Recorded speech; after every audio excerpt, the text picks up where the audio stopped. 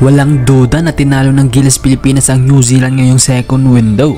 Same din kasi ang lineup na to na tumalo sa rank number 9 na Latvia. Dumagdag pa si Scott Thompson na talaga namang nagbigay ng mga bagay na hindi mo makikita sa stat sheet. Plus yung daladalang kumpiyansa at aral na nakuha natin sa FIBA OQT. Kaya naman hindi talaga malabo na nagawa nating talunin ang matagal nang hindi matalo-talo ng Pilipinas na New Zealand. Kaya lang sa kabila ng pagkapanalo ng Pilipinas, may isang player mula sa kalaban ang hindi nagustuhan ng kanilang pagkatalo. Luto daw ang referees dahil tayo ang home team. Pero bago natin pag-usapan yan, talakayin muna natin ang ilan sa mga outstanding na manlalaro sa Gilas kontra New Zealand.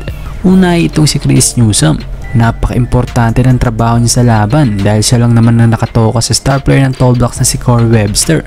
Pumutok man pero at least naibsan nung last quarter si Webster. Grabe din yung mga hustle play niya lalo na yung pangdiin na tira sa last play ng Gilas. Solid din talaga ang backcourt natin kapag magkasabay sila Thompson at Newsome. Yung mga dirty works nila na hindi makikita sa papers hindi matatawaran ng kahit na sino na player sa team. Malaking bagay yung 6 dimes ni Scotty at yung 4 na kabit ng second quarter. Buwis buhay din yung ginawang pag-save ng bola sabay dampot ni Newsome para ibaba sa dalawang kalamangan ng New Zealand. At yung pasang ginawa niya kay Kai para sa isang slam dunk. Ito rin yung nagdiin ng momentum nila sa final quarter. At syempre si Kai Sotto. Nailabas talaga ni Kai yung passing skills at IQ niya sa labang to. 7 times na may 2 turnover. Hindi na masama para sa isang center, diba? Isa pa talaga nakipag-pisikalan si Kai sa mga pisikal na bigman ng New Zealand. Miski si Coach Tim nagpasalamat dahil kitang-kita talaga nila kung gaano ka-pisikal maglaro ang mga kalaban kontra sa atin. Kita nyo naman kung gaano nahirapan si Tamahay sa laban. Physical maglaro si Carl pero gaya nga nasabi ko dati sa video, hindi pa gaanong kasolido ang depensa niya at yung mga katawan niya para tumanggap na mabibigat na banggaan sa ilalim. 4 fouls in 6 minutes. Ganyan nahirapan si Tamahay sa laban. Miski si Junmar hindi rin naging epektibo sa laban, hindi sa opensa kung hindi sa depensa. Sa shooting ng mga kalaban hindi kayang humabol ni Abay hanggang labas. Yung dalawang bigman pa nila na si Wardenberg at Vodanovic. 8 3-pointer ang pinakawalan ng dalawang yan. Kaya 70 minutes lang ang itinagal ni Junmar sa loob kahit kayang-kaya niya makipagsabayan sa opensa. Buti na nga lang na kahit malas sa shooting itong si Dwight Ramos, nagawa pa rin niya sumabay sa pamamagitan ng assist at depensa. Ganda nung ilan niyang mga pasa lalo na kay Kai sa ilalim, di ba?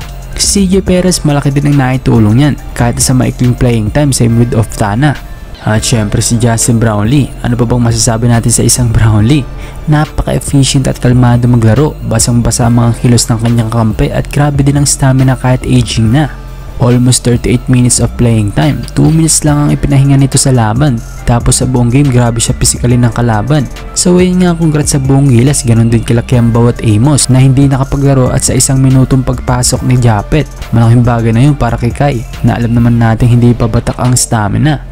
Pero heto nga after ng game, may nakita tayong player mula sa Tall Blacks na tila hindi nagustuhan ng mga tawag ng referee sa laban. Dahil ayon kay Corey Webster, na kailangan din talunin ng mga referee sa laban nila ng Gilas. Hindi ko makita kung saan banda yung pangluto na tawagan. Ni halos pares lang ang Gilas at Tall Blacks ng foul. 15 sa atin, 17 sa kanila. Kaya kayo mga brody, anong masasabi sa sinabi ni Webster? Comentin nyo lamang sa baba at ating babasahin yan.